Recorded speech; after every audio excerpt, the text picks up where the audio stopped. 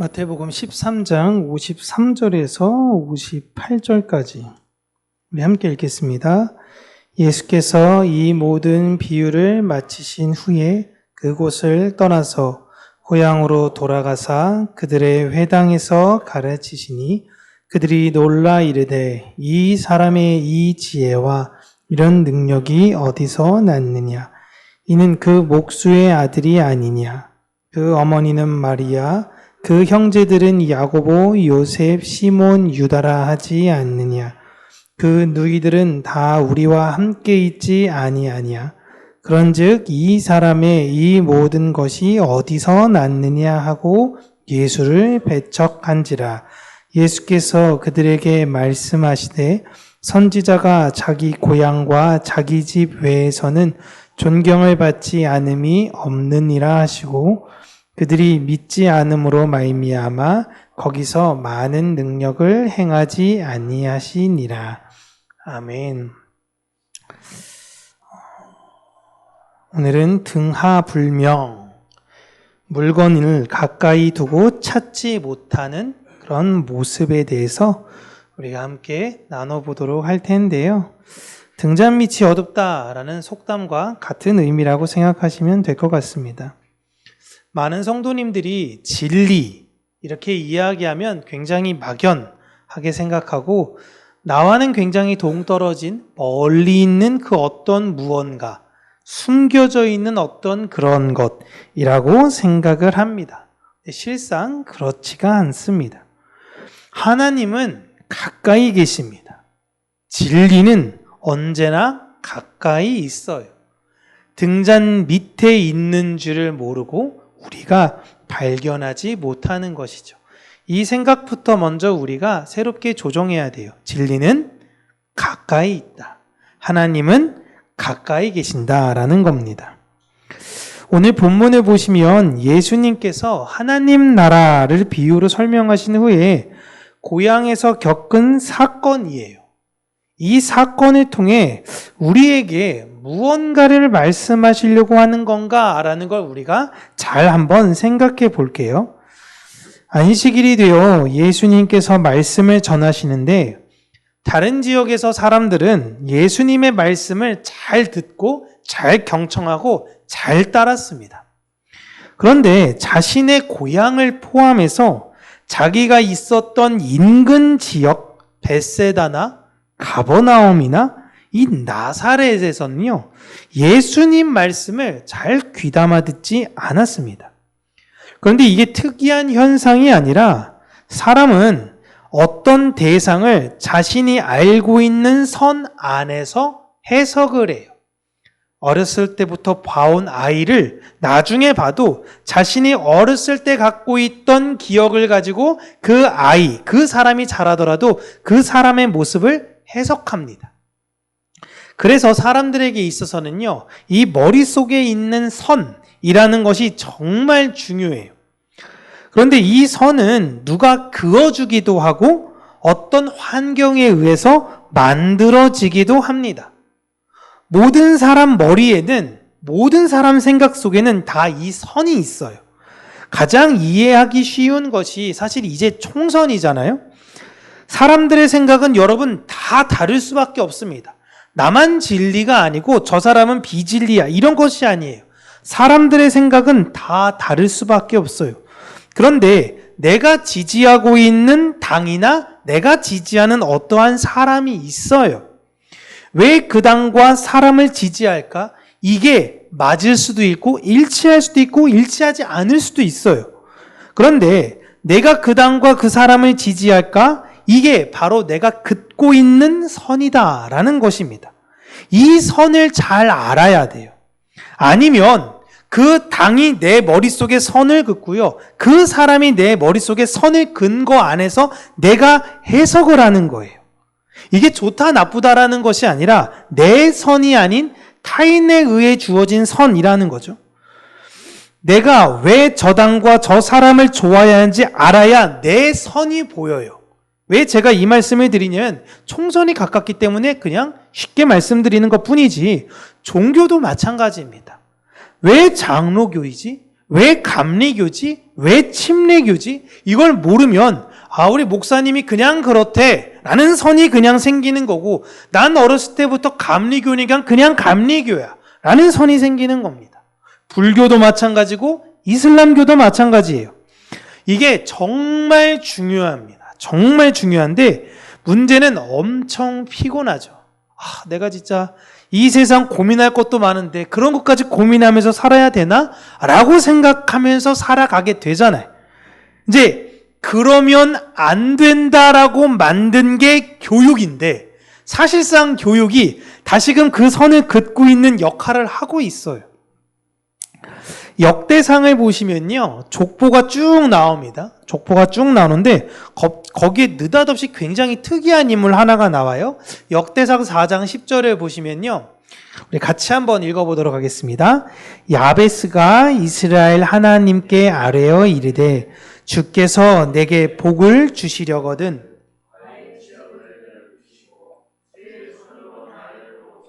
나로 환난을 벗어나 내게 근심이 없게 하옵소서 하였더니 하나님이 그가 구하는 것을 허락하셨더라. 아멘. 야베스의 이 기도에 관련돼서 사실상 드리고 싶은 말씀이 진짜 많지만 오늘은 이게 주제가 아니니까, 여기서 야베스가 하나님께 간구하는 것 중에 하나가 뭐냐면요, 나의 지역을 넓혀달라는 거예요. 하나님, 땅 많이 얻게 해주세요. 이런 내용이 아니라 내 머릿속에 있는 그 선을 확장해달라는 의미입니다. 교회는 예수 그리스도로 그 선이 그어진 사람들이에요. 예수 그리스도로 선이 그어졌다라는 것은 그 선의 경계가 사실상 어디인지 알지 못한다는 의미예요. 이게 굉장히 중요합니다. 세상에는 선입견, 그리고 나는 이런데 너는 왜 그래 하면서 갈라치기를 하면서 싸우기도 하죠. 내 생각은 이렇고 저 사람 생각은 다르고, 그러면 이해하는 것이 아니라 서로 반목과 질시를 합니다. 이게 이 세상의 모습이에요. 그런데 교회는 예수 그리스도의 선이 거져 있는데 이 선의 끝이 어딘지를 몰라요. 이 확장의 선이 어딘지 모르는 것입니다. 계속 확장이 이루어져요. 이 세상에서 여러분 보세요. 나이가 먹으면 먹을수록요, 선이 더 넓어지던가요, 좁아지던가요? 좁아집니다. 정말 좁아져요. 그래서 예전에는 이만큼 이해할 수 있었던 사람도 나중에 나이가 드시면요, 자꾸만 이게 좁아져요. 그래서 혹시나 저기서 수근수근 되면 이거 나 또 어떻게 나에 대해서 험담하는 것은 아닌가? 괜히 자존감 때문에 왈칵왈칵거리기도 하고 계속 그렇게 돼요. 그런데 교회는 예수 그리스도로 말미암아 이 선이 계속 확장되어지는 사람들인 것입니다. 이 사람도 이해하고 저 사람도 이해하는 거예요. 교회는 내 인생을 잘 이끌어주는 예수 그리스도를 정치적으로 선택하는 사람들이 아닙니다. 예수 그리스도라는 그 선이 항상 우선순위예요. 나의 복과 저주, 이 모든 것들은 그 선 안에서 이루어지는 것이라는 것을 신뢰하고 믿습니다. 사람에게는 욕심이라는 것이 있어서 스스로 그 선을 그을 수가 없어요. 성령께서 그어주셔야 돼요. 그래서 베드로가 예수님한테 던진 질문이 무엇입니까? 이 선을 긋고 싶었어요. 하나님, 저기 원수가 있는데 내가 저 원수를 얼만큼 사랑하면 될까요? 한 490번쯤? 7번씩 70번 제가 사랑하면 될까요? 이렇게 선을 먼저 긋는 것입니다. 그때 예수님께서 말씀하신 게 뭐예요? 제가 거꾸로 이야기했죠. 7번 얘기하니까 7번씩 70번. 그러니까 예수님께서는 그 잘못을 무한대로 용서하라고 확장시켜 주신 것입니다. 야베스가 지금 그것을 요구하고 있는 것이고요. 이것은 성령님께서 그어주셔야 하는 것입니다. 내가 그렇게 긋겠습니다가 아니라 그러한 자가 되게 해달라고 요구해야 되는 거예요. 그러한 사람을 만날 때마다 저 사람 만날 때 참 불편해, 어려워. 그때 난 저 사람을 어떻게 대처해야 되는 것이지? 그때 예수님께서 알려주신 방법은 그가 네 오른뺨을 치거든 왼뺨도 돌려대어야 한다. 이건 여러분 내 뜻으로 내가 긋겠습니다 라고 해서 절대 될 수가 없어요. 한두 번이야 맞아줄 수 있지. 지속적으로 맞으면요 이게 사람이 돌아버립니다. 그렇게 될 수가 없어요. 그래서 하나님께 내가 그걸 원하니 하나님 내 선이 확장되게 해달라고 요구할 수밖에 없는 것이에요. 그래서 다음에 그러한 사람들을 만날 때 처음에는 조금 이해도 안 되고 받아들이기 힘들어도 점점 그런 사람을 이해하는 사람들로 되어져 가는 것입니다. 그렇게 점점 되어지다 보니 어느새 돌아보니 그냥 그런 사람은 그런 사람으로 그냥 두고 있던 내 모습을 발견하게 되는 거예요. 여러분, 예수님께서 말씀을 전한 곳은 고향인 나사렛입니다. 여기는 작은 시골 동네예요. 이런 곳에서 사람들로부터 인정받을 수 있을 만한 사람이 되려면 이 시골에서 야, 좀 대단한 사람이 나왔네 라는 걸 인정받으려면요, 유학을 가야 돼요. 그리고 학위를 받아야 합니다. 이게 바로 바리새인이 되는 방법이에요. 이게 조그만 나사렛에서 나사렛 출신이겠지만 이 사람 바리새인 됐대, 성공했네 라는 가장 빠른 길이었습니다. 지금으로 보면 서울대학교를 들어갔다라고 생각하시면 되죠. 그런데 예수님은요, 나사렛 출신으로 어떠한 학위도 없었고요, 평생을 그의 아버지와 함께 나무나 돌을 다듬는 일을 하면서 살았습니다. 이걸 주변 사람들이 다 알았어요. 그런데 30이 되던 어느 날 집을 나간 다음에 들어오지 않고는 갑자기 자신이 메시아라고 외치고 다녔던 것입니다. 가족이 가서 그를 회유해도 돌아오지 않았던 그가 어느 날 제자들을 이끌고 갑자기 동네에 돌아오게 된 거예요. 그리고 사람들에게 하나님 말씀을 전하는데 사람들이 그 이야기를 듣고 깜짝 놀란 것입니다. 사람들이 놀란 것으로 볼 때요, 예수님께서는 아마도 고향에서 말씀을 전하신 적이 단 한 번도 없으셨던 것 같아요. 여러분, 예수님은 가나의 혼인잔치 이후로 나사렛에서 가버나움으로 이사를 가셨습니다. 예수님이 세례받기 전에는 아마도 회당에서 말씀을 전하지는 않으셨을 거예요. 그러니까 29살까지는 회당에서 말씀 전하지 않으신 거예요. 그러다가 이번에 처음으로 나사렛에서 말씀을 전하니까 동네 사람들이 다 놀랐던 것입니다. 그렇게 회당에 모여있던 이들이 수군거리는데 어머니 마리아, 그의 형제인 야고보, 요셉, 시몬, 유다, 이 네 형제를 얘기하고 이후 여동생들도 우리와 함께 있었다라고 지금 55절, 56절에 이야기를 하고 있죠. 여기서 그 여동생들을 우리와 함께 있다라는 그 의미는 그 여동생들이 지금 이 지역 사람들과 결혼해서 다 살고 있는 거예요. 그러니까 서로가 그 조그만 나사렛 동네에 다 친인척 관계로 얽혀 있는 거예요. 야, 예수를 누가 몰라? 다 알아. 그 요셉 아들, 마리아 아들 아니야? 다 알아요. 걔 30살에 집 나가더니 어디서 메시아라고 하고 댕기고 계속 그러더니 사람들이 이끌고 갑자기 동네에 왔네? 지금 이런 거예요. 그리고 통상 보시면 아버지를 먼저 언급해야 되잖아요. 아버지, 쟤는 아버지 요셉과 마리아와 이렇게 이야기하는데 아버지 요셉에 대한 언급은 없습니다. 이것으로 볼 때 아마 요셉은 이전에 돌아가셨을 것이다 라고 추측을 하죠. 그렇다면 이제 더 상황이 심각해져요. 아버지가 없는 집안입니다. 이게 한 20살에 집 나갔으면 조금 이해할 수 있어요. 30살에 나가는 건 좀 그렇지 않습니까? 예수님이 장자로서 아버지 역할을 어느 정도 언제까지인지 모르겠지만 했을 거예요. 그런데 어느 날 갑자기 이것들 동생이 다 떠맡기고 자신은 메시아라고 돌아다니니 동네 사람들이 보면서 계속 수군거렸던 것입니다. 못마땅하게 여겼던 거예요. 흔히 말하면 이렇게 얘기하겠죠. 그 집안에 그 예수님 여동생이 있으면 네 큰오빠 어디서 뭐하냐? 그러면 저도 몰라요. 어디서 뭐하는지 몰라요. 이렇게 얘기할 수밖에 없을까. 정신 빠져가지고 어디서 메시아 놀이나 하고 있고 이럴 수 있는 거예요. 예수님은 우리가 아시다시피 어렸을 때는 굉장히 총명했다라고 합니다. 예루살렘에서 막 율법학자들과 토론을 했었죠.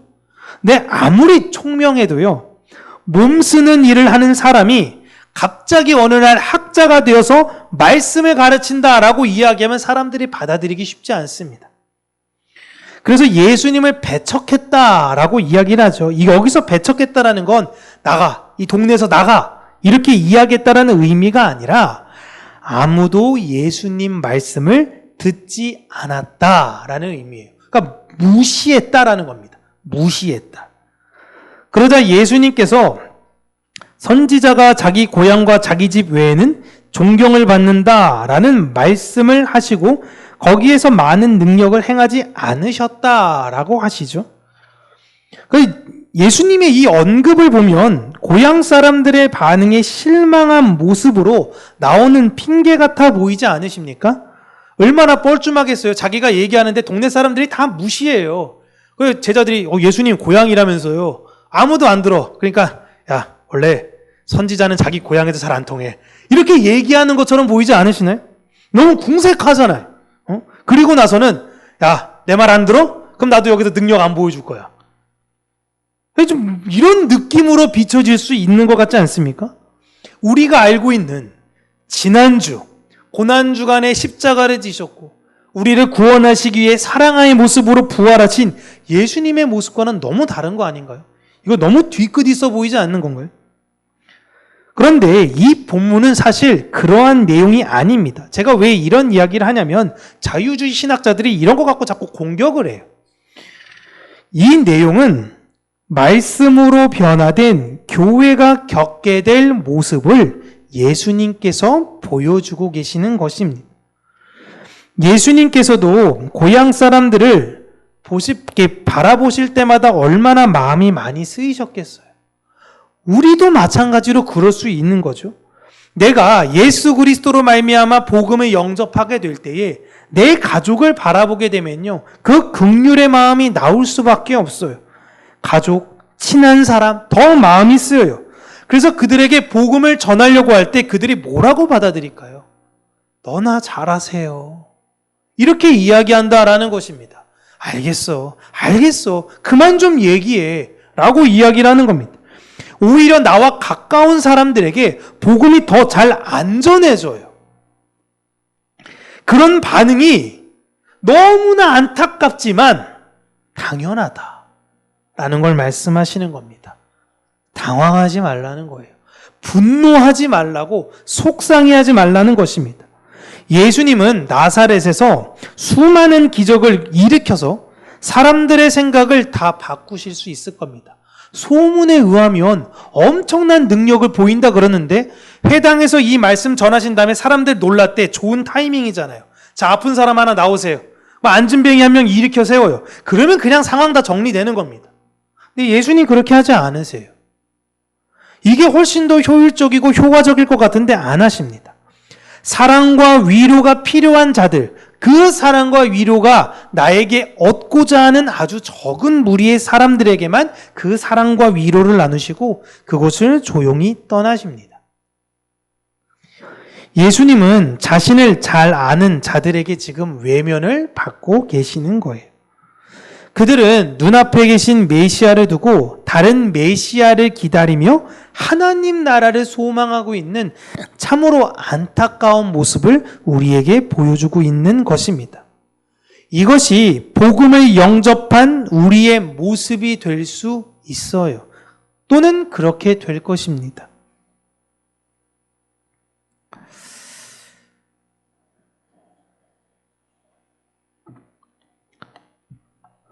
많은 사람들이 이 복음에 대해서 깨달아 알았을 때에 진리가 굉장히 먼 곳에 있지 않을까라고 생각을 하면서 예수 그리스도 그 메시아를 굉장히 멀리에서 찾으려고 해요. 이게 나사렛 사람의 모습이기도 했고 벳사다와 가버나움 사람들의 모습이기도 했습니다. 그런데 실상 진리는 바로 옆에 있었어요. 먼 곳에 있지 않았습니다. 하나님께서 우리에게 그 진리를 가르쳐 주실 때에요, 자연을 통해서도 우리에게 말씀하시며 가르치십니다. 문화를 통해서도 가르치시기도 해요. 때로는 드라마와 영화를 보면서 음악을 들으면서도 하나님의 사랑을 절절히 느낄 때가 있습니다. 우리 안에, 우리 중심 안에 진리를 알고자 한다면 사실상 내 주변에는 진리로 가득해요. 하나님께서 그것을 우리 주변 가운데 많이 놓으셨어요. 우주를 보면서도 진리를 발견할 수 있고요. 시간을 보면서도 진리를 발견하기도 합니다. 또한 사람과의 관계를 하면서도 내 연약한 모습을 보면서도 진리를 발견하게 돼요. 그리고 나선 우리의 지경이 점점점 넓어지는 것입니다. 내 안의 시작은 아주 작은 점과 같이 하나님을 알고 싶었다라는 그 마음 하나였는데 점점 우리의 마음의 지경들이 넓어지는 거예요. 특별히 이 성경 안에 그 진리를 함축하셔서 담아내셨는데 그 성경을 예수님을 가장 소망한다라고 이야기하는 교회에서부터 외면을 받고 있습니다. 나사렛 사람들이 예수님의 말씀에 대해서 무시하고 예수님의 말씀을 가볍게 여기듯이 교인들이 하나님을 믿고 예수님을 바라본다라고 하는 교인들이 성경에 대해서 가볍게 여기는 시대를 우리는 살고 있어요. 복음은 어디 멀리 있는 파랑새가 아닙니다. 예수님은 특별함 속에만 계시지 않으세요. 어찌 보면 우리가 성경을 놓고 볼 땐 하나님께서 아브라함에게도 이때 나타나시다가 뭐 십몇 년 지났다 또 나타나셨다가 또 십몇 년 지났다 나타나셨다가 이렇게 하니까 특별한 순간에만 하나님께서 역사하시는구나 라고 생각하는데 하나님께서 우리에게 원하시는 건 우리의 일상이 하나님 앞에 서 가기를 원하시는 것이다라는 것입니다. 우리의 일상이 예수님으로 진리로 계속 확장이 되어져야 되는 거예요. 하나님은 우리에게 엄청난 꿈을 꾸라고 하지 않으셨습니다. 그리스도인답게 사는 것, 언약의 자손을 낳으며 언약을 이어가는 자로 사는 것, 하나님을 사랑한다면 이웃을 사랑하면서 사는 것, 그렇게 너의 선이, 여러분 하나님 사랑하는 걸 우리가 어떻게 표현할 수 있어요? 저 하나님 이만큼 사랑합니다. 어떻게 표현할 수 있을까요? 표현할 수 있는 방법이 없어요. 내가 하나님을 사랑하는 내 안에 그 선, 무한대에 가까운 그 선만큼 내 이웃을 향한 그 선이 똑같이 확장되어지는 거예요. 그런데 이렇게 살고자 할 때 가장 가까운 이들에게 무시받을 수도 있고 외면받을 수도 있습니다. 어쩌면 당연히 그렇게 될 것이다라고 예수님께서 먼저 우리에게 말씀을 하시는 겁니다. 그럴 때 그냥 우리는 다시 한번 말씀드리면 당황하는 것이 아니에요. 내가 외면받고 무시받을지어도 그럼에도 불구하고 사랑과 위로가 필요한 자들을 만나면 그 사랑을 잘 전해주시고 그들을 위로해주는 자가 되었으면 좋겠습니다. 진리는 내 주변에서 발견되는 것입니다. 사랑은 내 주변을 하는 것입니다. 그렇게 진리와 사랑으로 세워져 가는 우리 평강교회가 되길 주님의 이름으로 축복합니다. 기도하겠습니다. 살아계신 하나님 아버지, 우리가 말씀을 눈앞에 두고도 진리를 발견하지 못하며 우리 주변에 하나님께서 베풀어 두신 수많은 자연 풍경과 여러 가지 것들을 우리에게 허락하셨음에도 불구하고 그것을 통해 하나님을 바라보지 못하는 그러한 무지함에서 벗어나 우리 마음에 그 하나님을 향한 사모함으로 말미암아 우리 일상 속에 진리를 발견하는 자들이 되게 하여 주시고 그 진리를 발견된 자로서 다른 이웃들을 사랑하며 그들을 위로하는 자들이 되어질 수 있도록 하나님께서 은혜 주시기를 간절히 간구하고 소원합니다. 하나님, 야베스가 하나님께 원하며 기도했던 것처럼 우리 평강교회에 계신 모든 성도님들의 지경을 넓게 해주시기를 간절히 원합니다. 점점 나이가 먹어감에 따라서 내가 갖고 있는 생각의 폭이 좁아지고 나의 마음이 더욱더 옹졸해지는 것이 아니라 내 마음이 더 넉넉해지고 내 마음이 사랑으로 더 충만한 사람이 되어지기를 하나님 간절히 원합니다.